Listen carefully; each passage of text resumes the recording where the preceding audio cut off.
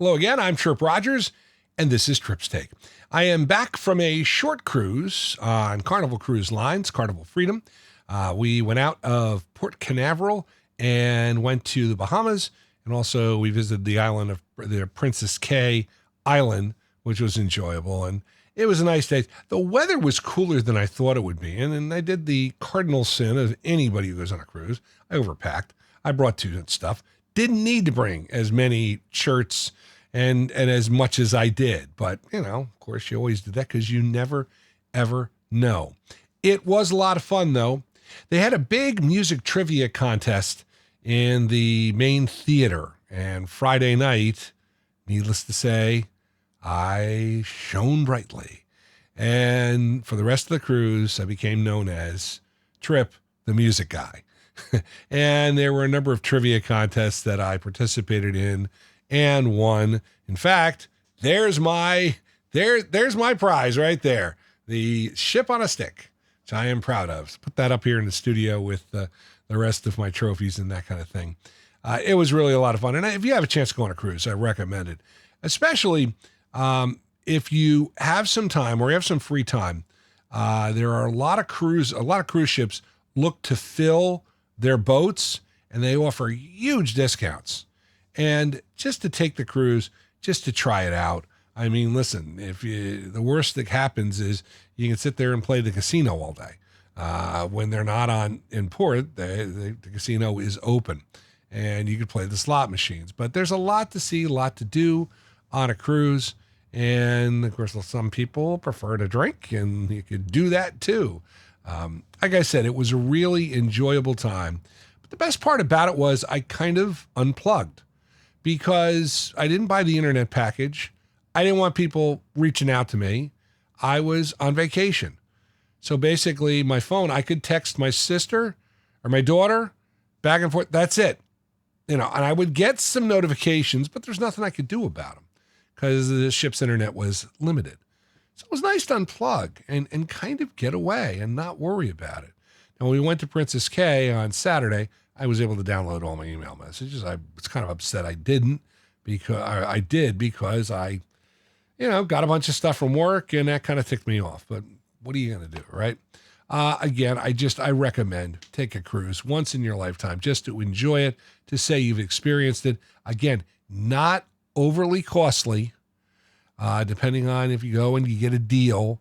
And again, shorter cruise, better, because again, in a long cruise, if you're not having a good time or you're with someone you don't want to be with, that can be a nightmare on a longer cruise. My first cruise was a 10-day cruise, and unfortunately, I was stuck with someone who I was not happy with at the time, and it kind of limited my experience. It helped my bar bill because my bar bill went up substantially because every night I was down drinking a couple of drinks to try and get over the problems and forget the problems that you have. But that's no excuse. I know. I'm just telling you what happened. But I do recommend a cruise. Now it's back home, and I got back home, and oh boy, the music business has certainly taken a hit in the number of passings recently. First of all, I was on the boat and didn't realize it till Monday. Jerry Butler, the Iceman. He's got some great songs. And of course, he did the original song, or the original version of He Will Break Your Heart, the song that Tony Orlando and Dawn took to #1 in 1975. And so many great songs. The Iceman was classic Chicago artist. And then Monday, Roberta Flack passed away. Roberta Flack, known for her two biggest hits.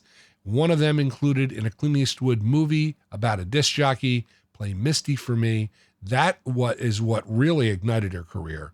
And then Killing Me Softly with his song, a song written about Don McLean.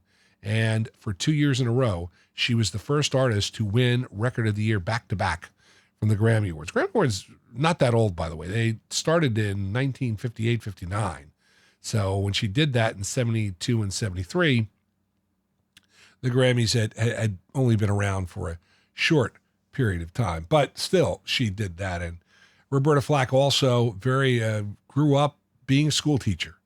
And she was very big in education, and that was very important. But boy, did she make some great songs, great music. Donny Hathaway, the duets with him, Peebo Bryson, another great duet. And her last big hit in 1991, which of course was with Maxi Priest, and it set the night to music. I always loved that song too. And she found new fans when the Fugees did Killing Me Softly with his song in 1996. Roberta Flack had AOS and passed away this week. Another artist who passed away, and this one hit a little bit for me. Robert John was an artist who grew up in New York City, in Brooklyn. And he had a hit when he was 12 years old, Bobby Petrick Jr. That was his given name. And so he kicked around the music business for a number of years in the 1960s, had contracts with a couple of recording labels, including A&M Records, but could never find that hit. He was a talented songwriter. He wrote some songs for Blood, Sweat, and Tears and others, but never really hit that big hit until 1971 on Atlantic Records. He released The Lion Sleeps Tonight. That was the remake of the song that was done by the Tokens. And it went to number 3 on the Billboard chart. But there was no follow-up because Atlantic wouldn't let him record an album of songs. After a couple of more years in the music business, he got out. He was working construction in Long Branch, New Jersey. It's a place near and dear to my heart because I spent a lot of time at the Jersey Shore, when he got a call from a producer who he had worked with. At the time, he heard on the radio the song My Angel Baby by Toby Bow. And he said to himself, now that's the kind of song Robert John should be doing. So he called him up. Robert spent 3 months putting together a song. They recorded it. AMI America released it. And it was his first and only number 1 hit in the fall of 1979, Sad Eyes. He had a couple more hits after that, but then Robert John kind of faded away.